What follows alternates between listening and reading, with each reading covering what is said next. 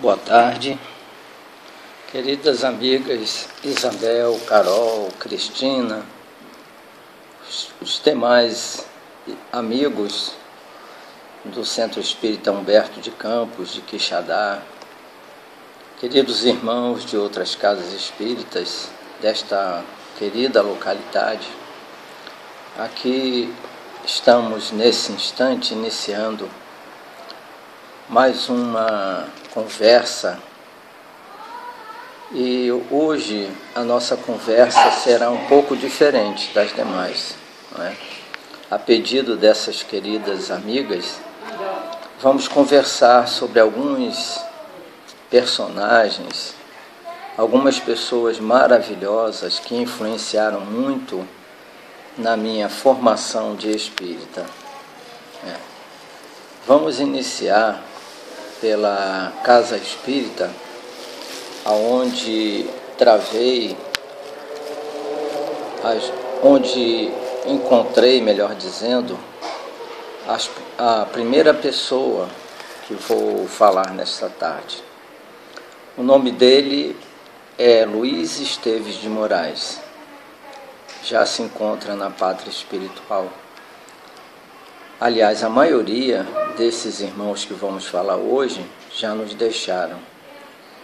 E sentimos muita saudade deles, porque eles foram muito importantes na minha vida, como exemplos de verdadeiros espíritas. Luiz Esteves de Moraes foi o fundador do Posto de Assistência Espiritual Bezerra de Menezes, a primeira casa espírita, e posso dizer a única, aonde militei durante 18 anos, desde 1971 até 1990, vindo para o Ceará. Luiz Esteves de Moraes, ele nos relatou muitos casos interessantes da vida dele, principalmente quando a mediunidade iniciou na sua vida. Ele nasceu em Cataguases, Minas Gerais, e já adulto foi para o Rio de Janeiro. E nessa época a mediunidade dele começou a aflorar. E ele teve muitas passagens interessantes por causa da mediunidade muito ostensiva, principalmente na cura. Ele era um afrodescendente de quase 1,90 m, muito forte. Era possuidor de uma loja hoje nós chamaríamos de serralheria. Essa loja fabricava portões de ferro, grades, e ele era um homem de complexão bem avantajada, provavelmente por isso, por causa do serviço pesado que ele executava, mas de um coração, parecia uma criança, principalmente nos dias de festejos do Centro Espírita. Ria com uma alegria que parecia uma criança diante de um bolo bem confeitado. E quando o conhecemos, em março de 1971, o mês de março estava quase terminando.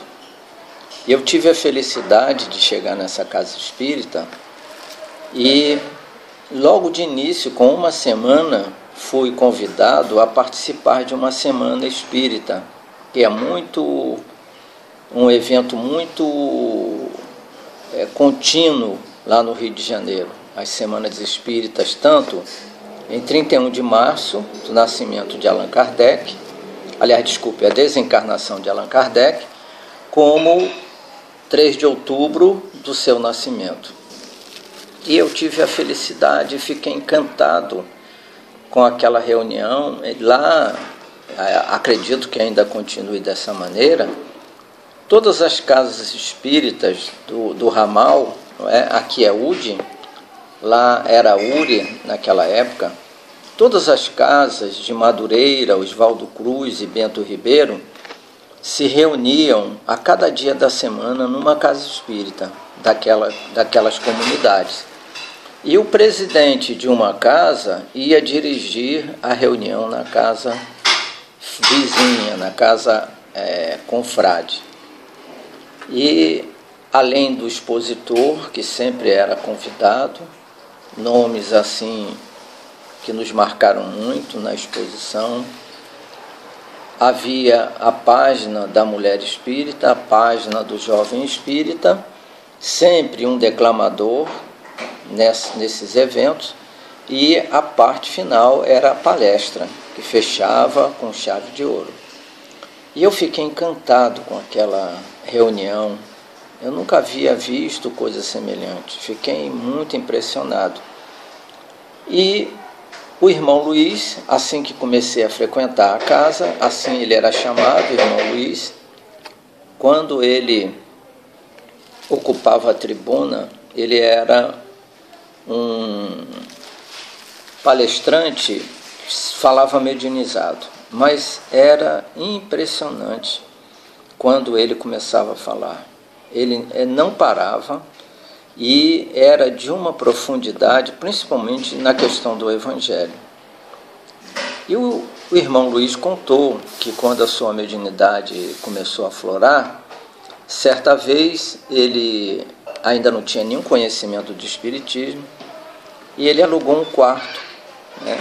E estava deitado na sua cama, era uma kitnet pequena, quando de repente ele viu uma mulher de pé ao lado da cama dele, a casa fechada, e ele acordou assim surpreso, e ela muito magrinha e ele muito forte. Ela olhou para ele e disse assim: pode sair da minha casa. E ele disse: não, você deve estar enganada, como é que você entrou aqui se a casa está fechada? Ela disse: eu não quero saber, eu quero que você deixe a minha cama e vá embora. Ele disse: não, eu aluguei e não vou sair daqui, ainda mais você não vai me tirar daqui. Aí pronto, os dois começaram a brigar, se engalfinharam, lutaram, rolaram pelo chão, foi quebrando tudo, cadeira, móveis que tinham, e ele viu que ela tinha uma força superior à dele, apesar de ser franzina. Em determinado momento ele percebeu que ele não estava lutando com uma pessoa encarnada, e ele então conseguiu fazer um Pai Nosso, e nesse momento ela desapareceu, deixando assim os móveis todos quebrados, né? Uma outra experiência que ele contou também, das que eu lembro, que ele estava vindo do centro da cidade para o subúrbio, de bonde. Naquela época o veículo mais barato e mais comum era o bonde, mas do centro da cidade até aonde ele deveria ir levava-se 1 hora, 1 hora e 20, porque ele vinha bem devagar, não é? Era uma época que ninguém tinha pressa. E quando ele senta no bonde, ele ficou totalmente cego, perdeu a visão. E ele então pediu que o levassem, porque o bonde ia até o bairro de Cascadura. E em Cascadura havia um centro espírita denominado Casa Bezerra de Menezes. E quando ele então pediu às pessoas que ficaram impressionadas que quando chegasse nesse centro espírita que o ajudassem a ir até lá. E quando ele entrou, a presidente, Dona Mundoca, também outra médium de cura extraordinária, aplicou-lhe um passe e ele voltou a enxergar. E a partir daí ele começou a frequentar aquela casa. Depois ele passou a frequentar outras casas, e em todos os lugares que ele chegava, sempre havia problemas com ele, porque ele se tornava a figura central, por causa da mediunidade e pelo carisma pessoal que ele possuía. E ele foi tendo problemas com os presidentes, que naquela época era muito diferente, eram quase que donos dos centros espíritas, né? E ele então resolveu se afastar do movimento. Se aborreceu, não queria mais saber do movimento, mas queria conhecer três pessoas, três personagens da época. José Arigó, em Congonhas do Campo, Minas Gerais, o Divaldo e o Chico Xavier. Isso foi na década de 50. E ele então foi primeiramente a Pedro Leopoldo, não é? Onde Chico estava atendendo ainda, porque ele foi para Uberaba em 59. E lá ele chegou bem cedo, não é? E, aliás, desculpem, ele chegou uma sexta-feira à noite e foi muito mal recebido porque o Chico havia saído e a pessoa que residia o recebeu muito mal. E ele então pensou até em voltar para o Rio de Janeiro, mas o taxista disse para ele que ele não voltasse, não é? Porque o Chico provavelmente no dia seguinte estaria no centro espírita. E ele então agradeceu, procurou uma pousada, dormiu. No dia seguinte, 7 horas da manhã, ele foi para o centro espírita. E lá chegando, desculpem, eu falei Pedro Leopoldo, mas foi Uberaba, realmente Uberaba, porque nessa época o Chico já estava aposentado. E lá, quando chegou, ele pensando que seria um primeiro, por causa do horário, sábado, 7 horas da manhã, quando ele chega já havia uma fila de umas 100 pessoas, mais ou menos. Aí ele aguardou, quando foi mais 30 minutos depois, vem o Chico, de braços dados, como ele sempre caminhava com as pessoas, parou, passou pela fila e quando chegou diante dele, e disse assim: Luiz, vá tirando essa ideia de se afastar do espiritismo da sua cabeça. Você ainda nem começou? Dr. Bezerra tem um recado para você. Me aguarde, 7 horas da manhã. Quando foi 2 da madrugada, o Chico terminou as tarefas e o chamou. Ele sentou num banco de madeira, o Chico sentou do lado. O Chico pediu que trouxesse um cafezinho, né? O Chico adorava café. E ele disse para ele assim, o Chico botou o dedo no ouvido dele, do próprio Chico, e disse assim: Dr. Bezerra está aqui, está me dizendo que você vai voltar para o Rio de Janeiro e vai construir uma casa espírita. O nome você já sabe, Posto de Assistência Espiritual Bezerra de Menezes. E ele disse assim: mas Chico, eu sou de Cataguás, aqui de Minas, eu não conheço ninguém no Rio. Aí ele disse assim: Dr. Bezerra está me dizendo que você não se preocupe com o dinheiro. Reúna 3 a 5 pessoas simples e de boa vontade. Os recursos eu enviarei. Aí o Chico foi entregar o café para ele, me pediu para mexer o açúcar. Só que quando ele foi beber, o café virou perfume. Ele não conseguiu tomar o café. O Chico deu para ele de presente um lenço que estava pingando perfume. A roupa que ele foi, o paletó, voltou impregnado de perfume para a casa dele. Então esse personagem me adotou como o filho espiritual dele, não é? E durante esses 18 anos eu vivi momentos de... Desculpem, pela segunda vez o tablet caiu, desculpa.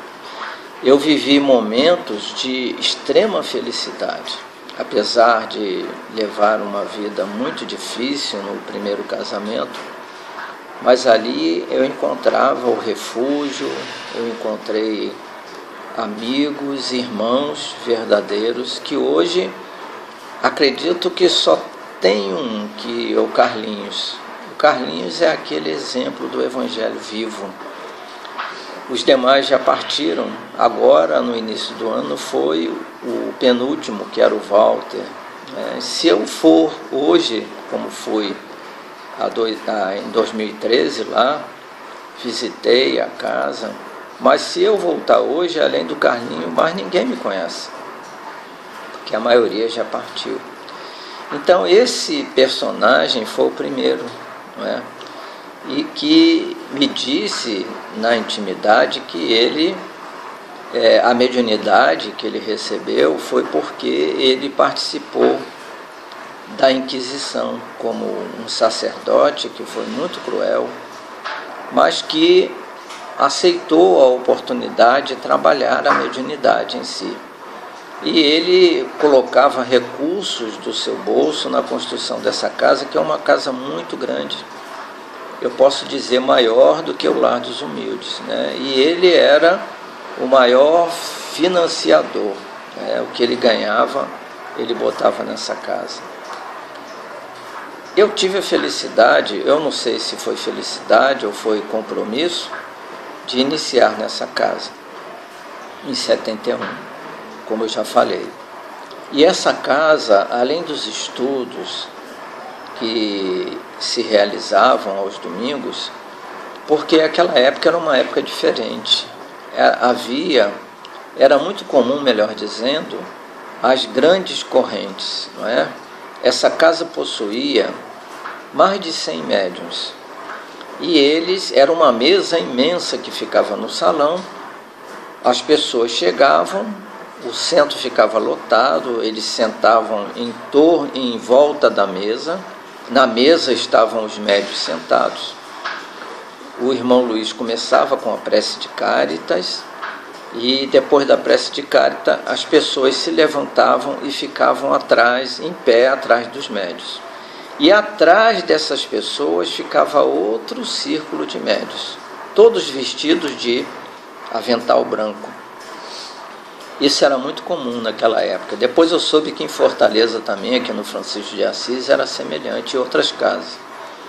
E ele então ia passando, colocando a mão nas pessoas, e as pessoas caíam no chão. Era impressionante, não é?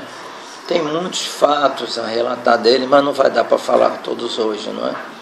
Então essa casa me ajudou muito porque, além desses trabalhos do estudo aos domingos, ela visitava mensalmente, desculpem, a colônia de Curupaiti, de Rancenianos, onde visitei durante 18 anos com eles, o asilo de senhoras cegas, né, e a colônia Juliano Moreira, de doentes mentais. Então, além da teoria dos livros, eu tinha a vivência da prática com essas experiências. E hoje falaremos um pouquinho sobre Curupaiti. Curupaiti fica no bairro de Jacarepaguá, lá no Rio de Janeiro. Hoje soube que ela está quase desativada. Era um hospital colônia, uma cidade, podemos dizer, porque ali existia o Centro Espírita Filhos de Deus, havia uma igreja evangélica grande, uma igreja católica, um centro de umbanda, delegacia, teatro, muitas casas onde ficavam os casais, até que eles, ou um deles, deixasse para ir à enfermaria, quando a enfermidade agravava, e eles então passavam aquela casa para outro casal. Ali eu tive experiências extraordinárias. Conheci o presidente do Centro Espírita Filhos de Deus, Manuel Franco, que teve além da hanseníase, ele ainda teve que amputar uma perna a sangue frio, porque a anestesia não pegou. E ele contou para nós que quando ele estava na mesa cirúrgica, sentindo muitas dores para amputar a perna, ele chegou ao máximo que ele desacordou e teve um desdobramento, que nesse momento ele foi, nesse desdobramento ele se viu na Inglaterra, no final do século XVIII para o XIX, ele era médico, estava saindo de um plantão quando entrou um paciente com gangrena na perna. E o enfermeiro disse: doutor, olha a perna desse paciente. Ele disse assim: o que eu tenho com isso? Meu plantão já terminou. E o outro plantonista não havia chegado ainda. E ele ouviu o paciente dizer: doutor, salve minha perna. E ele virou as costas e foi embora. Então, por causa desse ato de indiferença, de arrogância mesmo, ele teve esse resgate doloroso. Mas ele era um palestrante, melhor dizendo, né? Naquela época não se falava em expositor, não havia recursos para exposição, então os palestrantes a maioria deles eram médiuns, né? Que interpretavam a voz da espiritualidade. E ele fazia palestras excelentes. Ele dizia assim: eu sou Manuel Franco, eu não sei falar brando, eu falo franco. E falava verdades, assim como às vezes com uma certa dureza, mas que eram importantíssimas para nós. E conheci Manuel Franco, né, que dirigiu o centro, conheci o vice-presidente, que era o Amazonas Hércules, né, o nome Amazonas Hércules, era um amazonense que deu entrada na colônia, lá pelos idos de 30, 40, entre 30 e 40, e que, apesar da deficiência, né, a mão dele já não abria mais, mas o Amazonas, ele colocava um lápis em cada mão, e com aqueles 2 lápis ele datilografava pedidos de remédio para os supermercados, enviar alimento, para ele distribuir, o centro espírita distribuir para pessoas que moravam fora da colônia.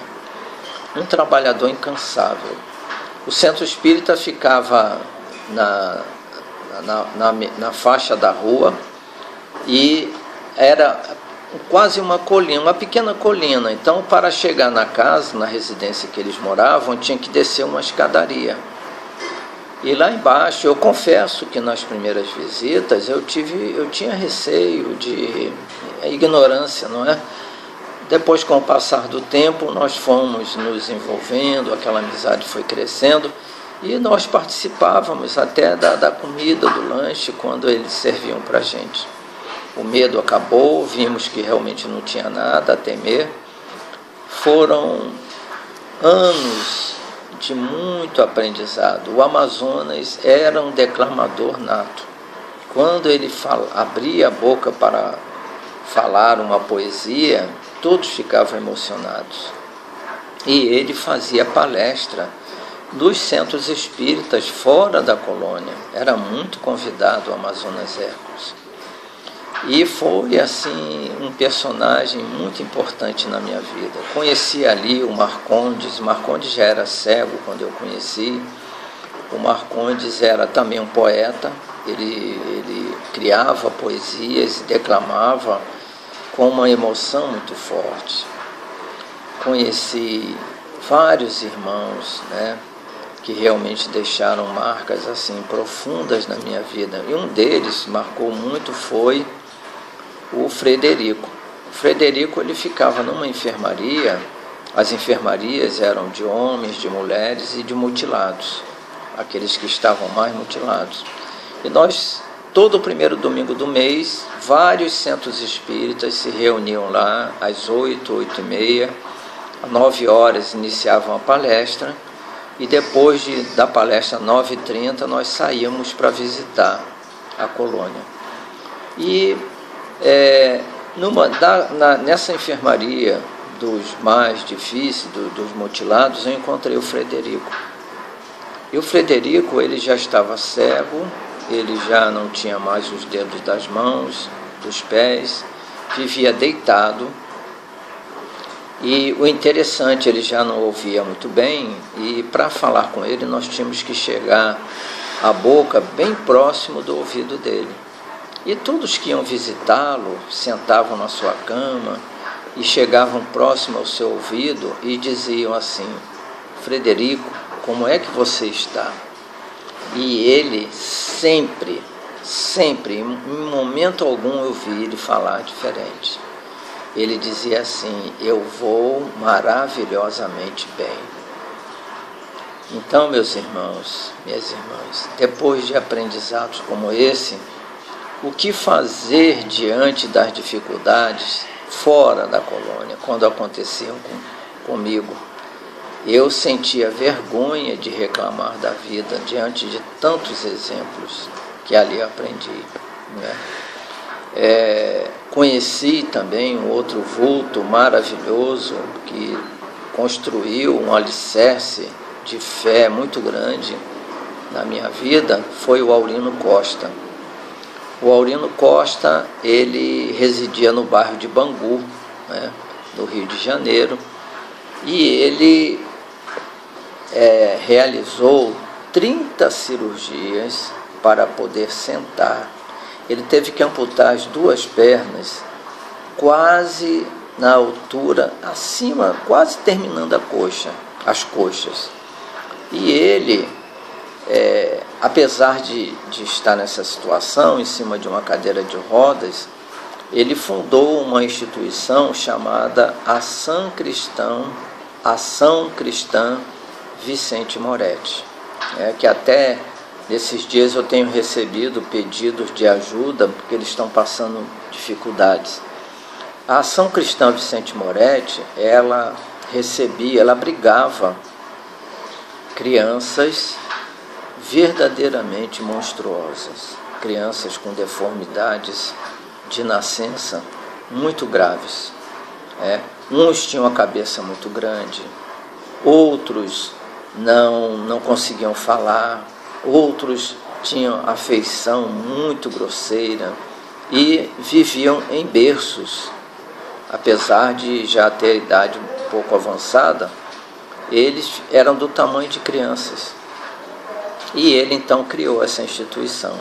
Na época que eu visitava, também uma vez por mês, ali tinha mais ou menos umas 100 crianças dessa forma. Os pais não tinham condições de criar e ele então recebia lá, né? E ele me contava que, apesar de ter as 2 pernas amputadas, os seus inimigos, os seus perseguidores, chutavam as suas, porque a gente amputa a perna, física, mas o perispírito continua. Então eles chutavam o perispírito e ele sentia dores atrozes. Assim mesmo, ele fundou lá nessa instituição um centro espírita, aonde de vez em quando nós íamos também fazer palestra fora do dia de visitas. E foram exemplos assim muito edificantes, minhas irmãs, exemplos que marcaram muito na minha vida. Eu vou depois, com o passar do tempo, recordando outros personagens, não é? O Frederico, depois que desencarnou, ele foi visto nos centros espíritas como um ser de muita luz. E o Amazonas também. Não tivemos notícia do Manuel Franco, mas através da psicografia já recebi algumas mensagens dele lá no Lar dos Humildes. Sempre muito positivo, muito franco, como ele dizia, não é? Então, isso é o começo dessas recordações, e espero que não tenham sido cansativas para vocês, e aguardamos uma outra oportunidade, quando vier, para falarmos de outros vultos, não é? Que presenciamos em nossa vida e que nos ajudou muitíssimo no nosso crescimento espiritual. Não estou dizendo isso, por favor, não entendam com algo que queiramos chamar a atenção. Não é essa a nossa intenção. Isso realmente é um depoimento de alguém que aprendeu muito com eles. E depois outras histórias, né, quando forem surgindo, eu poderei retornar. Agora eu quero agradecer a vocês pela bênção dessa oportunidade, desejar que todos tenham força, coragem para enfrentar esses dias. Não é? Sabemos nós, espíritas, que a morte não existe. Hoje mesmo acabamos de saber de um companheiro do Francisco de Assis, o William, que conhecemos desde quando chegamos aqui, no ano de novembro de 90, frequentando o Francisco de Assis, travamos amizade com ele. E ele partiu nessa manhã. Então, vamos nesse final envolvê-lo, não é? A nossa gratidão de ter aprendido muito com ele, de ter convivido com ele. Que Jesus o receba na sua santa e grandiosa paz. Meus irmãos, muito obrigado. Minhas irmãs de Quixadá, Carol, Isabel, Cristina e todos os companheiros do Humberto de Campos e das demais casas espíritas. Que a paz permaneça conosco. Que assim seja.